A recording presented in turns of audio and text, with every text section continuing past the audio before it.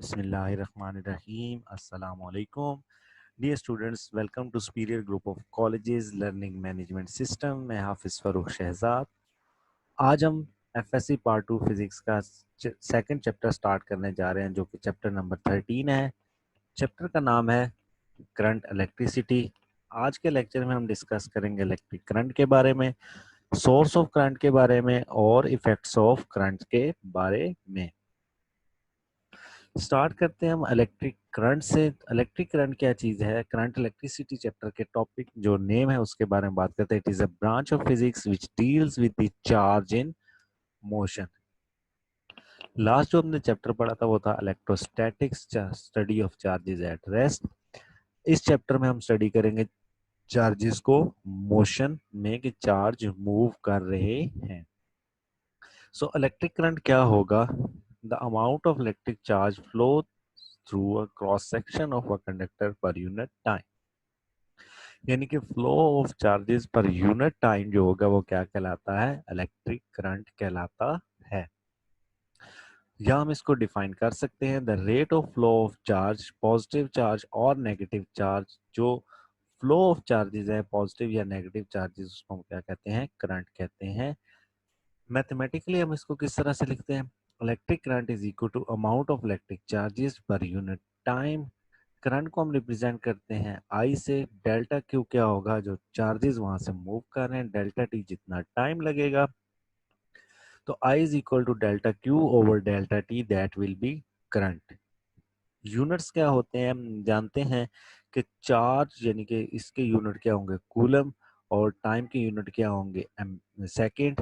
तो coulomb per second, या फिर हम इसको डिफाइन करते हैं एम्पेयर, और इसको डिनोट करते हैं हम ए से। सो एम्पेयर इसके करंट के यूनिट्स को कहते हैं। अब हम बात करते हैं एम्पेयर की, कि 1 एम्पेयर क्या होता है? The current is 1 ampere if charge flows through the cross section of a conductor at a rate of 1 coulomb per second।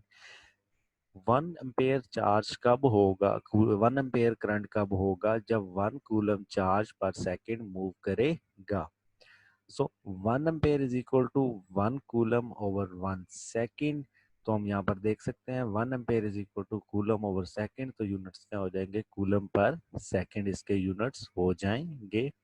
सो सब मल्टीपल एम्पेयर्स के क्या होते हैं? हम एम्पेयर को लिख सकते हैं 1 मिली एम्पेयर यानी कि 10⁻³ ampere, 1 micro ampere that is 10⁻⁶ ampere, और इसी तरह हम लिख सकते हैं 1 nano ampere that is 1 × 10⁻⁹ ampere. तो इस तरह हम एम्पेयर को डिफरेंट स्मॉल यूनिट्स में लिख सकते हैं। अब हम बात करते हैं करंट इन डिफरेंट मटेरियल्स के। डिफरेंट मटेरियल्स में करंट किस तरह से फ्लो करता है। For metallic conductor the charge carriers are free electrons. जो इलेक्ट्रॉन्स होते हैं वो चार्ज कैरियर होते हैं इन मेटेलिक कंडक्टर्स में। और इलेक्ट्रोलाइट्स में क्या होता है? The charge carrier are positive and negative ions. Electrolyte के केस में पॉजिटिव और नेगेटिव आयंस जो होते हैं वो चार्ज कैरियर्स होते हैं। For gas the charge carriers are electron and positive ions, क्योंकि गैसेस आयोनाइज भी हो जाती है और उनमें इलेक्ट्रॉन्स मौजूद होते हैं, फ्री इलेक्ट्रॉन्स। तो गैसेस में जो चार्ज कैरियर्स होते हैं वो इलेक्ट्रॉन्स भी होते हैं और पॉजिटिव आयंस भी होते हैं। For semiconductor charge carriers are holes and electrons. Semiconductor materials के लिए जो चार्ज कैरियर्स होते हैं वो होल्स भी होते हैं, जो कि डेफिशिएंसी ऑफ इलेक्ट्रॉन की वजह से प्रोड्यूस होते हैं, और इलेक्ट्रॉन्स भी चार्ज कैरियर का काम करते हैं। अब हम बात करते हैं डायरेक्शन ऑफ करंट की। सबसे पहले हम देखते हैं conventional current, the current which flow due to a flow of positive charges from a point of high potential to a point of lower potential. अगर हम चार्जेस को कंसीडर करेंगे that positive charges are moving from high potential to low potential, तो ये क्या होगा? Conventional current होगा, जिसको हम रिवायती करंट भी कहते हैं। अगर इलेक्ट्रॉनिक करंट या नेगेटिव करंट की बात करें तो the current due to flow of electron is called electronic current, और नेगेटिव करंट और current flow from low potential to high potential. हम जानते हैं कि इलेक्ट्रॉन नेगेटिवली चार्ज पार्टिकल है, तो वो लो यानी कि नेगेटिव पोटेंशियल से हाई यानी कि पॉजिटिव पोटेंशियल की तरफ मूव करेंगे। तो जो करंट नेगेटिव से पॉजिटिव की तरफ मूव करे हम उसको इलेक्ट्रॉनिक करंट या नेगेटिव करंट कहते हैं। करेक्टरिस्टिक्स क्या होंगी करंट की? Both conventional and electronic current produce same effect, कोई फर्क नहीं होता, दोनों की सिर्फ डायरेक्शन का फर्क होता है। सो इसकी जो प्रॉपर्टीज है उसमें कोई फर्क नहीं होगा। The direction always taken as according to conventional current. हम जो डायरेक्शन कंसीडर करेंगे वो हमेशा जो कि कन्वेंशनल करंट की कंसीडर करेंगे, that current is moving from high potential to low potential. और जो the direction of electric field होगी is also same as conventional. जो इलेक्ट्रिक फील्ड हमने लास्ट चैप्टर में पढ़ी थी वो भी हम कहाँ से कहाँ कंसीडर करते थे, हाई से लो की तरफ, यानी कि पॉजिटिव से नेगेटिव की तरफ। The current is measured by it's external effect. Current को मेजर किस तरह करते हैं? एक्सटर्नल इफेक्ट्स की वजह से मेजर करते हैं। आज के लेक्चर में हम इफेक्ट्स ऑफ करंट भी स्टडी करेंगे। अब हम बात करते हैं current through metallic conductor. Free electrons होंगे। In metals the valence electron are not attached to individual atom but are free to move about within the body. जो metals होते हैं उसके अंदर क्या होता है, जो वैलेंस इलेक्ट्रॉन्स होते हैं वो फ्रीली मूव कर सकते हैं, तो वो फ्री इलेक्ट्रॉन्स की वजह से करंट फ्लो करता है।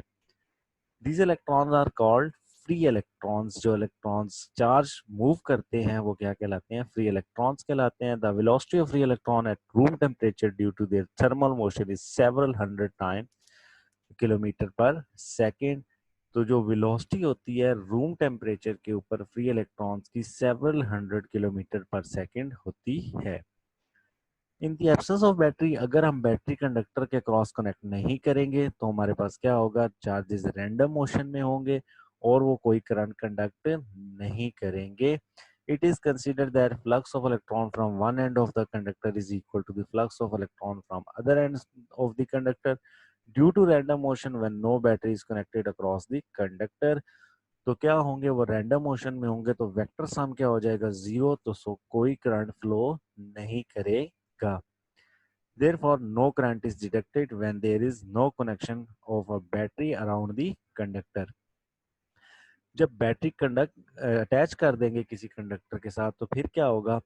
जो बैटरी हम कनेक्ट करेंगे तो वो उसके गिर्द एक इलेक्ट्रिक फील्ड प्रोड्यूस कर देगी विद इन द कंडक्टर इस तरह से। और सारे के सारे हम यहाँ पर देख सकते हैं इलेक्ट्रॉन्स और पॉजिटिव और नेगेटिव चार्जेस क्या हो गए हैं? अलाइन हो गए हैं। अब अलाइन होने के बाद वो क्या करेंगे? The free electron the conductor will move in the direction opposite to that of E. E की डायरेक्शन हम जानते हैं क्या होगी? पॉजिटिव से नेगेटिव की तरफ होगी। तो जो इलेक्ट्रॉन्स होंगे वो क्या करेंगे? नेगेटिव से पॉजिटिव की तरफ मूव करना शुरू कर देंगे। फील्ड की डायरेक्शन है पॉजिटिव से नेगेटिव की तरफ, लेकिन इलेक्ट्रॉन क्योंकि नेगेटिवली चार्ज पार्टिकल है तो वो पॉजिटिव की तरफ मूव करना शुरू कर देंगे। अब जब पॉजिटिव की तरफ वो मूव करना शुरू कर देंगे वो तो वेलोसिटी गेन कर लेंगे जिसको हम ड्रिफ्ट वेलोसिटी कहते हैं। A constant velocity equated by electrons when battery is connected across the conductor against the electric field. इसकी वैल्यू क्या होती है? The drift velocity is of the order of 10⁻³ metre per second, यानी कि millimetre पर second इसकी क्या होती है? वेलोसिटी होती है। A steady current is established in a wire when constant potential difference is maintained across it, which generates the requisite electric field along the wire. जब हम कंडक्टर के क्रॉस क्या करते हैं? पोटेंशियल अप्लाई करते हैं तो इलेक्ट्रॉन्स जो हैं वो नेगेटिव ऑफ यानी कि opposite to the to field move करना शुरू करते हैं, जिसकी वजह से कांस्टेंट पोटेंशियल प्रोड्यूस होता है और करंट फ्लो करना शुरू कर देता है। अब हम बात करते हैं when two conductors of different potential are joined together by a wire, current flow through the wire। तो इस तरह से हम यहाँ से पॉजिटिव की तरफ से नेगेटिव की तरफ करंट फ्लो करना शुरू कर देगा। The current continues to flow from higher potential to lower potential until both are the at same potential। जब तक दोनों सेम पोटेंशियल पर नहीं आ जाएंगे करंट फ्लो करता रहेगा। सोर्सेज ऑफ करंट की बात करते हैं कि सोर्स ऑफ करंट कौन से? Every source of current convert some non electrical energy such as chemical, mechanical, heat और solar energy into electrical energy. तमाम वो सोर्सेज जो क्या करते हैं? नॉन इलेक्ट्रिकल एनर्जी को इलेक्ट्रिकल एनर्जी में कन्वर्ट करते हैं, क्या कहलाते हैं? सोर्सेज ऑफ करंट कहलाते हैं। वन बाय वन स्टडी करते हैं। पहला हमारे पास है cells, they convert chemical energy into electrical energy. अब सेल दो तरह के होते हैं। प्राइमरी सेल्स जो होते हैं it delivers electric current as a result of an electrochemical reaction that is not efficiently reversible, so that the cell cannot be recharged efficiently। जो सेल होते हैं प्राइमरी सेल, उनको हम रिचार्ज नहीं कर सकते। ऐसे सेल जो चार्ज ना हो सके वो क्या कहलाते हैं? प्राइमरी सेल्स कहलाते हैं। जो सेल हम घड़ी में यूज करते हैं या खिलौने में यूज करते हैं वो नॉन रिचार्जेबल सेल होते हैं, तो उसके ऊपर क्या वो सेल क्या कहलाते हैं? प्राइमरी सेल होते हैं। उसके बाद हमारे पास सेकेंडरी सेल होता है। It is an electrolyte cell used for generating electric energy and secondary cell can be recharged after being discharged. It may be restored charge condition by sending the current through it in a direction opposite to that of discharging current. तो जो cell charge हो जाए, chargeable हो, क्या कहलाते हैं? Secondary cell कहते हैं। जिस तरह आपके मोबाइल फोन की बैटरीज है या यूपीएस के साथ बैटरीज है, तो वो जो सेल है वो सेकेंडरी सेल कहलाते हैं, और उसको इसलिए हम मोस्टली बैटरीज कहते हैं जो रिचार्ज हो जाए। इसी तरह अगर आप देखेंगे तो जो डीएसएलआर के कैमरा में सेल डलते हैं उसको भी हम सेल नहीं कहते, अक्सर हम उसके ऊपर देखते हैं कि लिखे होते हैं बैटरी। तो जिसके ऊपर बैटरी लिखा होगा वो रिचार्जेबल होंगे, और जिसके ऊपर बैटरी नहीं लिखा होगा वो नॉन रिचार्जेबल होते हैं। इलेक्ट्रिक जनरेटर्स की बात करते हैं। It converts mechanical energy into electrical energy. हम जानते हैं कि डेली लाइफ में आजकल हम जनरेटर यूज करते हैं, तो एक्चुअल क्या करते हैं? मैकेनिकल, यानी कि उसका इंजन मूव करता है, तो मैकेनिकल मूवमेंट की वजह से इलेक्ट्रिक एनर्जी प्रोड्यूस होती है।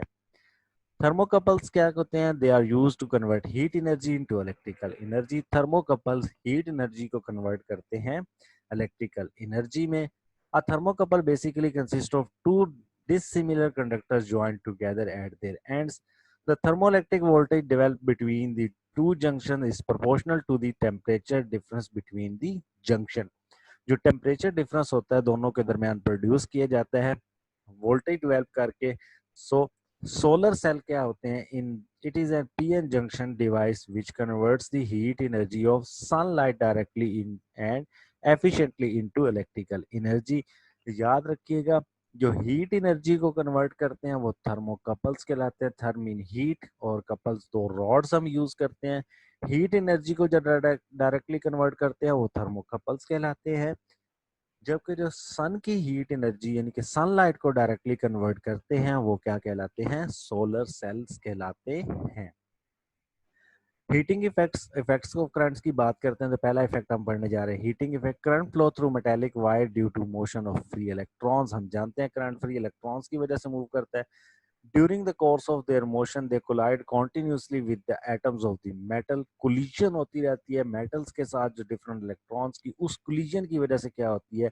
At each collision, they lose some of their kinetic energy and give it to the atom which they collide. तो वो क्या करते हैं? kinetic energy प्रोवाइड कर देते हैं दूसरे इलेक्ट्रॉन्स को या दूसरे मेटल्स को, तो जिसकी वजह से हीट प्रोड्यूस होती है। Thus, as the current flow through the wire, it increases the kinetic energy of vibration of the motion atom. It means it generates heat in the wire. तो क्या करते हैं? उसमें heat produce करते हैं। Kinetic energy किस में convert हो जाती है? Heat energy में convert हो जाती है। अब ये heat energy किस तरह से दी जाती है? Joule's law के according H is equal to I square RT। तो H यहाँ पर क्या है? हीट है। I is the current, R is the resistance of the wire, और T क्या है? टाइम है। तो अब किसी भी वायर में हीट किस तरह से प्रोड्यूस होगी? That is I square. जितना करंट ज्यादा होगा उसके स्क्वायर से क्या होगी? हीट प्रोड्यूस होगी। वायर की रेजिस्टेंस जितनी ज्यादा होगी उसकी कोलिजन उतनी ज्यादा होगी, तो कोलिजन ज्यादा होने की वजह से भी हीट ज्यादा प्रोड्यूस होगी। और टी टाइम है। जितनी ज्यादा देर के लिए टाइम हम वहां पर रखेंगे, टाइम ज्यादा लगेगा, करंट ज्यादा देर गुजरेगा, तो हीट प्रोड्यूस होगी। जिस तरह हम डेली लाइफ में इलेक्ट्रिक केटल्स वगैरह में कुछ एप्लीकेशंस देखते हैं, इलेक्ट्रिक केटल्स में हम देख सकते हैं हीट यूज करते हैं। इलेक्ट्रिक हीटर्स हो गए, टोस्टर हो गए, इलेक्ट्रॉनिक डिवाइसेस होंगी, इसमें हम क्या करते हैं? हीटिंग इफेक्ट यूज करते हैं। तो ये डिफरेंट होम अप्लायंसेस है जिसमें हीटिंग इफेक्ट हम करंट का यूज करते हैं। इसी तरह आयरन वगैरह में भी हम हीटिंग इफेक्ट यूज करते हैं। हम जानते हैं कि हम थर्मोस्टेट की मदद से रेजिस्टेंस बढ़ाते हैं तो वहां पर क्या हो जाती है? हीट ज्यादा प्रोड्यूस होती है। और हम जानते हैं जितनी ज्यादा देर के लिए हम आयरन को करंट प्रोवाइड करेंगे तो उतनी ज्यादा वो हीट अप हो जाती है। सेकंड इफेक्ट स्टडी करते हैं, that is magnetic effect. When a current pass through the conductor it produces magnetic field in the surrounding space. जब भी किसी वायर से करंट गुजरता है तो उसके गिर्द क्या प्रोड्यूस हो जाती है, मैग्नेटिक फील्ड प्रोड्यूस हो जाती है। किस तरह से, the strength of field depends upon the value of current and distance from the current carrying conductor. Chapter number 14 में हम इसको डिटेल से पढ़ेंगे। अभी हम बात करते हैं कि जब करंट गुजरेगा तो जिस जो वायर होगी उसके करीब मैग्नेटिक फील्ड ज्यादा होती जाए होगी, और जैसे जैसे हम दूर जाते जाएंगे मैग्नेटिक फील्ड कम होती जाएगी। यहाँ पर हम देख सकते हैं ये वायर है, इसमें से करंट इस तरह से मूव कर रहा है, तो राइट हैंड रूल की मदद से हम फाइंड आउट करेंगे कि इसके अंदर मैग्नेटिक फील्ड की डायरेक्शन क्या है, या फिर उसमें हम वायर में देखें तो इस तरह से हमें साइड पर नजर आएगी जो मैग्नेटिक फील्ड। और अगर हम सोलिनॉइड कंसीडर करें तो यानी कि हमारे पास कोई कॉइल हो, उसमें से करंट गुजरेगा तो उसके गिर्द मैग्नेटिक फील्ड इस तरह से प्रोड्यूस होगी। इस चीज को हम डिटेल से चैप्टर नंबर 14 में डिस्कस करेंगे। एप्लीकेशंस क्या है मैग्नेटिक इफेक्ट की? Magnetic effect is use in the detection and measurement of current. अगर हमें किसी वायर से करंट की वैल्यू फाइंड आउट करनी हो तो हम उसके गिर्द प्रोड्यूस होने वाली मैग्नेटिक फील्ड से भी फाइंड आउट कर सकते हैं। जैसा कि अक्सर आपने गौर किया होगा कि जो वापडा के मीटर रीडर्स आते हैं वो एक फ्लक्स मीटर लगाते हैं वायर के गिर्द, इनपुट और आउटपुट के गिर्द, जिससे मीटर का पता चल जाता है कि इसमें कितना करंट इनपुट जा रहा है और कितना करंट आउटपुट जा रहा है। और वहां से अंदाजा हो जाता है कि मीटर प्रॉपर वर्किंग कर रहा है या नहीं। तो वो करता क्या है, उससे गुजरने वाले करंट की वजह से उसके गिर्द मैग्नेटिक फील्ड प्रोड्यूस होती है, और मैग्नेटिक फील्ड की वजह से हमें करंट की अमाउंट का पता चल जाता है। So all the machines which converts mechanical energy into electrical energy and vice versa use the magnetic effect of current। जितनी भी मशीन्स है जो मैकेनिकल एनर्जी को इलेक्ट्रिकल एनर्जी में कन्वर्ट करती हैं, जनरेटर्स वगैरह, टरबाइंस वगैरह, उसमें क्या होता है, मैकेनिकल एनर्जी को इलेक्ट्रिकल एनर्जी में कन्वर्ट किया जाता है, तो वो मैग्नेटिक इफेक्ट को यूज कर रही होती है। आज का लास्ट इफेक्ट पढ़ने जा रहे हैं, that is chemical effect. The chemical changes produced during the electrolysis is called electrolyte is called chemical effect of the current. क्या होता है जब कोई इलेक्ट्रोलिसिस हो जाती है इलेक्ट्रोलाइट, तो उस केमिकल इफेक्ट को क्या कहते हैं, इलेक्ट्रिक प्रोड्यूस होती है तो हम उसको कहते हैं chemical effect of the current. So electrolysis क्या होता है, some liquids like dilute sulfuric acid or copper sulfate solution conduct electricity due to some of chemical reaction that place in within them। the liquid which conducts is known as electrolyte। short question में पूछा जा सकता है what is electrolyte। इसी तरह the study of this process is called electrolysis। जो सारी की सारी स्टडी है जिसमें हम स्टडी करते हैं, या जिस तरह डाइल्यूट हमने सल्फ्यूरिक एसिड और कॉपर सल्फेट के सोल्यूशन को स्टडी किया, तो केमिकल इफेक्ट जो है, केमिकल रिएक्शन होगा जिसकी वजह से करंट प्रोड्यूस होगा, तो इस सारे प्रोसेस को क्या कहते हैं, इलेक्ट्रोलिसिस कहते हैं। अब जब इलेक्ट्रोलिसिस होगा तो उसके लिए इलेक्ट्रोड्स की जरूरत होगी। तो इलेक्ट्रोड्स क्या होते हैं, the material in the form of wire और अ रॉड और plate which leads the current into or out of the electrolyte is known as electrodes। हम दो कंडक्टर्स यूज करते हैं जो इलेक्ट्रोलाइट से यानी कि करंट कंडक्ट करते हैं, इन और आउट के लिए यूज किए जाते हैं, तो वो इलेक्ट्रोड्स कहलाते हैं। हम दो तरह के इलेक्ट्रोड्स यूज करते हैं, the electrode connected with the positive terminal of the current in the source is known as anode. जो पॉजिटिव टर्मिनल से कनेक्टेड होगा वो क्या कहलाता है, एनोड कहलाता है। And the electrode connected to the negative terminal is known as cathode. जो नेगेटिव टर्मिनल के साथ कनेक्टेड होगा वो क्या कहलाएगा, कैथोड कहलाएगा। The vessel containing the two electrodes and the liquid is known as voltmeter। जिस बॉक्स में या जिस कंटेनर में ये सारे का सारा प्रोसेस हो रहा होगा, यानी कि एनोड और कैथोड और इलेक्ट्रोलाइट हमने डिप किए होंगे, जिसमें इलेक्ट्रोलिसिस का प्रोसेस हो रहा होगा, उसको हम क्या कहते हैं, वोल्टामीटर कहते हैं। अब हम बात करते हैं एग्जांपल के केमिकल इफेक्ट होता किस तरह से। When a copper sulphate is dissolved in water it dissociates into coppers and sulphate ions. On passing the current through the voltmeter, copper moves towards the cathode। क्योंकि कॉपर के ऊपर positive charge है तो cathode के ऊपर अभी हमने पढ़ा नेगेटिव चार्ज है। And following the reaction take place, तो हमारे पास ये रिएक्शन होगा। हम यहाँ पर देख सकते हैं डायग्राम में हमने क्या कर दिया है, ये कॉपर सल्फेट है, ये कॉपर, और इसकी यहाँ पर पॉजिटिव टर्मिनल है और ये नेगेटिव टर्मिनल, ये एनोड हो जाएगा, ये कैथोड हो जाएगा।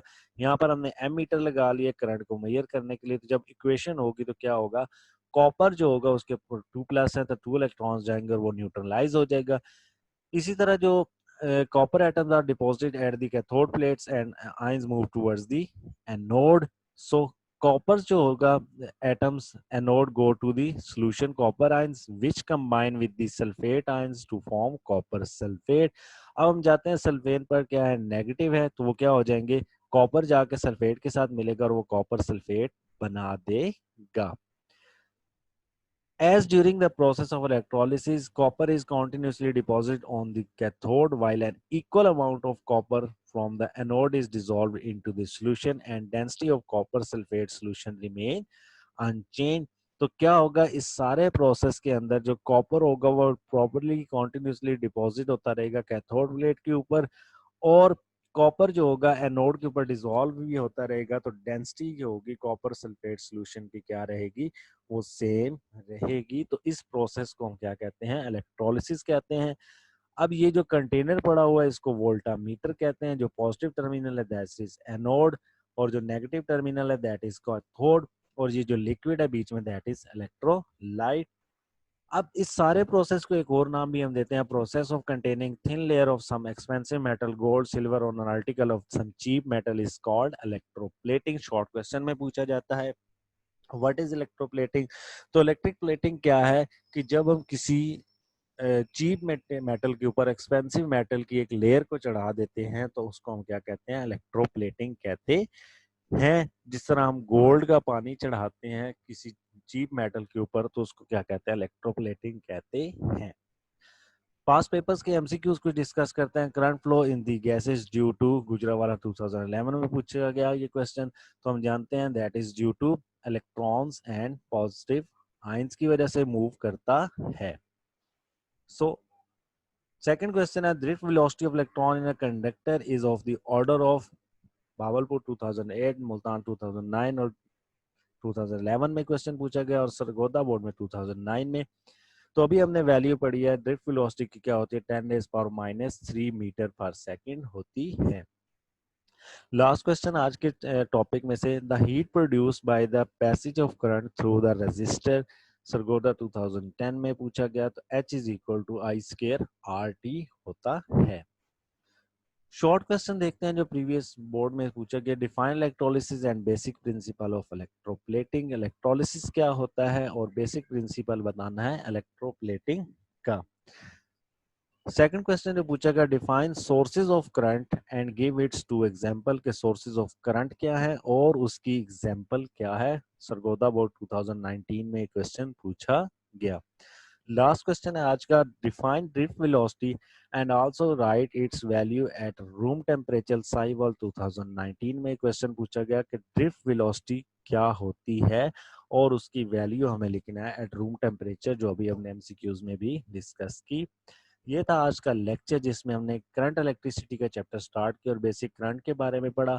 नेक्स्ट लेक्चर में हम ओम्स लॉ को डिस्कस करेंगे। जज़ाकल्लाह।